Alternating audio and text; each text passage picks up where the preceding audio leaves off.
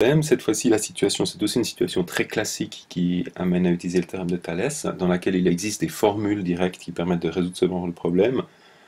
À titre personnel, je ne suis pas un grand adepte des formules comme ça dont on ne peut pas justifier la véracité, donc je préfère systématiquement faire apparaître explicitement les triangles. Donc on nous dit, toujours la même idée, on commence par représenter les informations sur le schéma, donc AB est égal à 12, on va peut-être un tout petit peu agrandir la taille du schéma pour mieux voir ce qui se passe. Voilà. Donc AB est égal à 12, donc ici 12, CD est égal à 15, CD est égal à 15, EF 24, donc toujours la distance qui va d'un bout à l'autre, comme ça.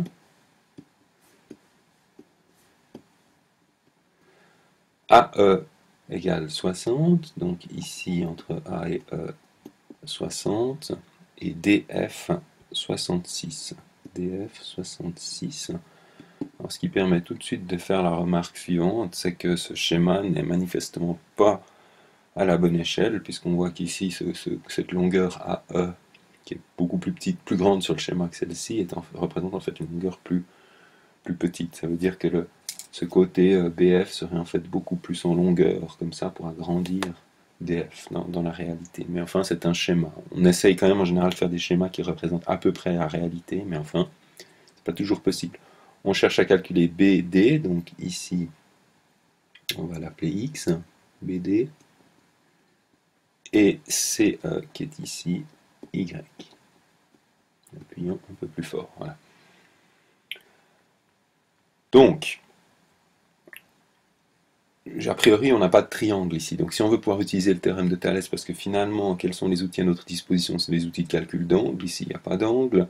Ce sont des outils Pythagore avec à nouveau des angles et des angles droits ou connaître des triangles rectangles. Bon, rien du tout. Donc, il nous reste vraiment que Thalès comme outil, mais Thalès ne s'utilise qu'avec des triangles. Donc, l'idée, qui est une idée classique dans cette situation, c'est de tracer une droite supplémentaire. Nous allons donc tracer la droite ici qui passe par le point B. Donc l'idée, tracer la droite qui passe par B. Alors, droite D ici. Alors évidemment, je la fais passer par B. Il y a beaucoup de droites qui passent par B, mais je décide de la faire parallèlement à la droite qui passe par A, C et E. Et D parallèle à la droite qui passe par A, disons A et E. Alors pourquoi est-ce que je fais ce choix? Parce que en faisant un tel choix, je construis d'une part deux triangles, ici un triangle et ici un deuxième triangle. Ces deux triangles sont bien sûr, on pourrait le justifier, des triangles semblables. Pourquoi?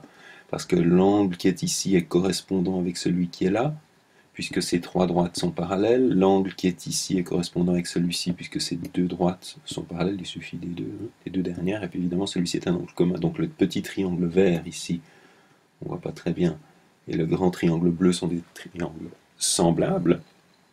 Et puis alors, quel est l'intérêt d'avoir choisi une droite rouge qui était une droite parallèle? Parce que même si j'avais pris la droite rouge qui n'était pas parallèle à celle-ci, j'aurais aussi un triangle vert et un triangle bleu qui seraient des triangles semblables. Mais l'intérêt, c'est qu'on a une conservation de l'information, c'est-à-dire que le fait que cette droite rouge soit parallèle à ce segment me garantit que la distance qui va d'ici uniquement jusqu'ici, cette fois, j'ai là un parallélogramme, et donc le 12 qui va de A à B se reproduit exactement ici, en allant de C à ce point à qui je vais donner le nom de C', ce qui me permet immédiatement de savoir que puisque aller de C jusqu'à D, c'est avoir une longueur de 15, et aller de C jusqu'à C', c'est une longueur de 12, et bien ici j'ai forcément une longueur de 3. De la même façon, la longueur qui va de E seulement jusqu'à, alors on va donner ici le nom de E', eh bien c'est à nouveau un parallélogramme. Donc puisque ici j'avais 12 qui va de A jusqu'à B, j'ai également 12 qui va de E jusqu'à E'. Et donc, de E' jusqu'à F, c'est le tout 24 moins 12, c'est-à-dire je connais également cette longueur. Donc vous voyez qu'en travaillant, j'ai quasiment pas fait de calcul, calcul vraiment très élémentaire, je fais émerger ici une situation, si je la zoome un peu, enfin j'ai pas besoin de la zoomer, mais dans laquelle j'ai un triangle vert qui est semblable au triangle bleu, et dans ce triangle, je connais une grandeur, deux grandeurs, et 66 n'est pas une grandeur de l'un des triangles, mais je vais pouvoir quand même réussir à m'en sortir. Donc je peux, dans ce contexte-là, maintenant, c'est-à-dire ici, je peux appliquer le théorème, bien sûr, de Thalès. Le théorème de Thalès qui me dit que si je regarde les rapports des côtés correspondant aux deux triangles semblables, ils sont égaux. Donc dans le grand... Alors, je vais quand même, je crois, refaire la situation. Donc j'ai ici un petit triangle qui est prolongé par un grand triangle. Dans le petit triangle, j'ai un angle ici, un autre angle ici et un troisième angle là. Dans le grand triangle, l'angle qui est ici est correspondant à l'angle qui est là, puisque cette droite est parallèle à celle-ci. L'angle qui est ici est correspondant à l'angle qui est là, puisque cette droite est parallèle. Et donc, je peux en déduire que si je regarde ce qui se passe par rapport à l'angle vert, donc dans le grand triangle, le côté opposé à l'angle vert est celui-ci, et je regarde le rapport avec le côté opposé à l'angle vert dans le petit triangle, donc sur mon dessin, c'est-à-dire E'F,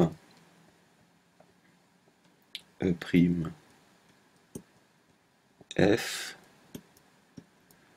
correspondant dans le petit triangle à C'D, C'D est égal à, alors je regarde maintenant ce qui se passe par rapport à l'angle rouge dans le grand triangle, le côté correspondant c'est celui-ci, dans le petit triangle c'est celui-là, donc dans le grand triangle, ici B jusqu'à F,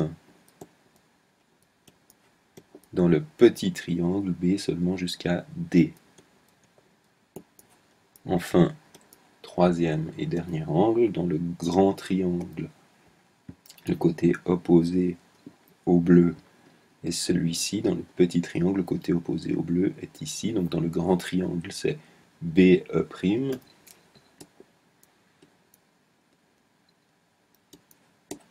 et dans le petit triangle, ici c'est BC'. Je n'ai plus qu'à substituer par les valeurs connues, donc E'F. E'F, nous avons dit que c'était 12, C'D, 3, BF, alors BF, on ne le connaît pas, mais en fonction des éléments que nous avons représentés sur le schéma, c'est la distance qui va d'ici jusqu'à ici, donc x plus 66. Donc ici, je peux écrire x plus 66. BD, c'est x. Enfin, BE', alors, oui, c'est encore une information que je n'avais pas reportée, mais évidemment, puisqu'à nouveau ici, j'ai un parallélogramme, il est clair que la distance qui va de B jusqu'à E' est la même que la distance qui va de A jusqu'à E, c'est-à-dire 60. Et BC', le petit côté ici est le même que le petit côté ici. Donc là, c'est la même chose que cette distance-là et cette distance-là. Si ici j'ai 60 et ici j'ai Y, j'ai donc évidemment 60 moins Y, donc AC est égal à 60 moins Y que je retrouve ici, donc BC' est également égal à 60 moins Y. J'ai donc une double égalité dans laquelle j'ai deux inconnus, X et Y. Il me suffit de travailler sur ces deux égalités, donc par exemple en travaillant ici, 12 sur 3, ça fait, je peux simplifier, ça fait 4, est égal à x plus 66 sur x. Je multiplie par x des deux côtés, donc 4x, x toujours strictement supérieur à 0, pas égal à 0, donc il n'y a pas de problème ici de multiplier par un nombre qui serait nul, ce qui évidemment ne serait pas autorisé, donc 4x égale x plus 66. Je soustrais x des deux côtés cette fois-ci, 4x moins x, 3x égale 66. Donc, dernière opération pour conserver toujours des égalités équivalentes, des équations équivalentes, je divise par 3, donc x est égal à 66 sur 3, c'est-à-dire 22, pas d'unité. Je travaille maintenant avec cette partie-là, donc 12 sur 3 égale 60 sur 60 moins y, de nouveau 12 sur 3, je peux l'écrire 4, 60 sur 60 moins y, donc je sépare ici bien les deux calculs, donc 4 fois 60 moins y, je fais le calcul tranquillement, est égal à 60, je n'écris plus les justifications, 4 fois 60, 240, moins 4y égale 60, donc je soustrais 60 des deux côtés, 240 moins 60, ça fait 180, j'additionne 4y des deux côtés, 180 égale 4y, donc y égale 180 divisé par 4, c'est-à-dire 90 divisé par 2, ou encore 45.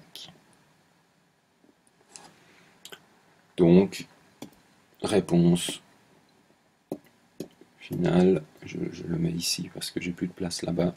On nous demandait BD, donc BD, où est-il? BD, c'était X qui vaut 22, et CE qui vaut CE, qui est Y, qui est ici, qui vaut 45.